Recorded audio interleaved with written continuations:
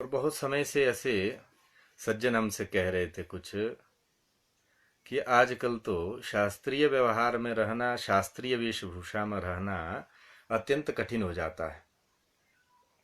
क्यों? कहते हैं कि यदि हम भस्म धारण करके आते हैं तो जन ना जाने क्या क्या बात करते हैं समाज में। कहते हैं कि क्या लगा के आए हो भैया, ऐसे बहुत सारे, और हमारा उपहास करते हैं समाज में लोग। और यही नहीं, सामान्य यदि लोग करते तो चिंता नहीं था, परंतु कुछ आचार्य इत्यादि है, वे लोग भी ये कहते हैं कि ये भैया क्या लगा के आए हो, क्या बाबा बन गए हो? बाबा तो नहीं बन रहे हो। इस प्रकार के वचन वो कहते हैं हमारे प्रति, जो है समाज में उल्लाहना जो लोग देते हैं। तो हमें जो है आचार्य जी, ये हमें जो है अच्छा नहीं लगता। तो इसके प्रति क्या उत्तर देना चाहिए? बहुत लोगों ने हमसे ये विषय पूछा और अपनी ये चिंता भी व्यक्त की, अपना ये दुख भी प्रकट किया कि ऐसा जो है समाज में हो रहा है। और वस्तुतः ये गंभीर विषय भी है। जितना इसे हम सामान्य समझे उतना गंभीर भी है ये विषय। क्योंकि सनातन हिंदू वैदिक धर्मावलंबी जहाँ रह रहे हैं, धार्मिक जहाँ रह रहे हैं, उन धार्मिकों के मध्य ही जो विधिवत भस्म धारण करता है संध्योपासना में, उसके लिए इस प्रकार के वचन अपने ही समाज में, वो किसी अलग समाज में नहीं है, अपने सनातन सनातन वैदिक सज्जनों के जो है समाज में है। तो उनसे ये उलाहना उसे सुनने को मिलता है कि आप ये क्या लगा के आए हो। तो इससे बहुत सारी बातें जो है स्पष्ट होती हैं। एक तो ये कि विवेक और विज्ञान का जो है ह्रास हो चुका है।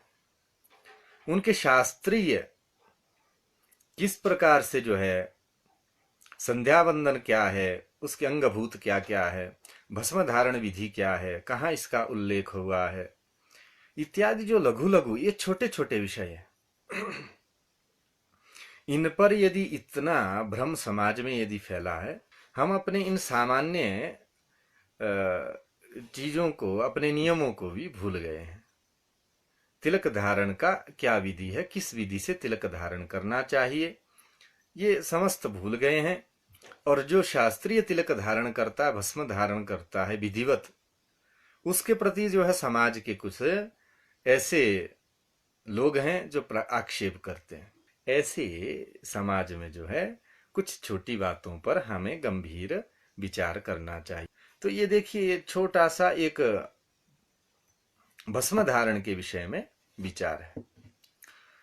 तो समाज की, हमारे सनातन वैदिक धर्म के शास्त्रीय नियमों के प्रति कितना स्तर गिर चुका है, ये आप इस लघु से उदाहरण से जान सकते हैं। दूसरा इसमें क्या है? दूसरा इसमें यह है कि ये किस कारण ऐसा हुआ है, उसमें कारण स्पष्ट है। हमारे जितने भी क्रम से, परंपरा से जो था चला रहा शास्त्रीय अध्ययन था, संध्या, नित्य संध्या वंदन आदि क्रम था, उसमें हम च्युत हो चुके हैं। बहुधा सर्वत्र नहीं करते हैं। ये च्युत होने के कारण कहीं टीवी से देख करके, कहीं इधर उधर देख करके जो है वो सब विषय जान करके सनातन धर्म के इन नियमों को जो है छोछा समझते हैं, कम समझते हैं, गलत समझते हैं, अथवा आडंबर समझते हैं, अथवा इस भस्म धारण को मात्र केवल जो है एक बाबा के लिए एक देश में जो है प्रतिष्ठित कर दिया है। यदि कोई आपके प्रति ऐसी उलाहना देता हो, आप चाहे ऊर्ध्वपुंडर धारण करिए अथवा त्रिपुंडर धारण करिए, दोनों का जो शास्त्रीय विधान है। तो और एक विषय इसमें और जोड़ना चाहूंगा, क्या? वह यह कि जो ऊर्ध्वपुंडर धारण करता है वो वैष्णव है, जो त्रिपुंडर धारण करता है वो जो है क्या है, वो शैव है। तो बहुत हमने ये भी देखा कि उस तिलक को देखने मात्र से उनके साथ व्यवहार में भी थोड़ा ऊपर नीचे करते हैं कि ये जो है वैष्णव है, ये शैव है, इस प्रकार का भेद नहीं करेगा। वो तो शिव पंचायत जो है, शिव पंचायतन, विष्णु पंचायतन, गणेश पंचायतन, इस प्रकार से पूजन करता है। वो तो गाणपत्य भी है, वैष्णव भी है, शैव भी है, वह जो है सौर भी है, वो जो शाक्त भी है। इस प्रकार से वो सब में अंतर्भाव हो जाता है। ये हमारा सनातन वैदिक धर्म जो है किसी विशेष एक ये में नहीं घूमता है। इसलिए इन जो है सामान्य चीजों को, छोटी छोटी चीजों को जो है इतना बढ़ा चढ़ा के नहीं करना चाहिए। शास्त्रीय विधि नियमों से रहना चाहिए। ऊर्ध्वपुंड्र वाले जो हैं, जो ऊर्ध्वपुंड्र धारण भी करते हैं, वो शिव भक्त भी हैं। वो ऐसा अवश्य नहीं, एक ये रूढ़ी बन गई है। क्वचित ऐसा ना हो, क्वचित ऐसी रूढ़ी बन गई है। अब हम त्रिपुंड्र धारण करते हैं तो हमारा तो कुल परंपरा से जो भगवान विष्णु का जो है विग्रह है, चतुर्भुज भगवान विष्णु का विग्रह है, हमको तो उसकी पूजन अच्छे से पूजन करते हैं। भगवान शंकर का पूजन करते हैं, भगवती का पूजन करते हैं। तो ये भाव नहीं रहना चाहिए।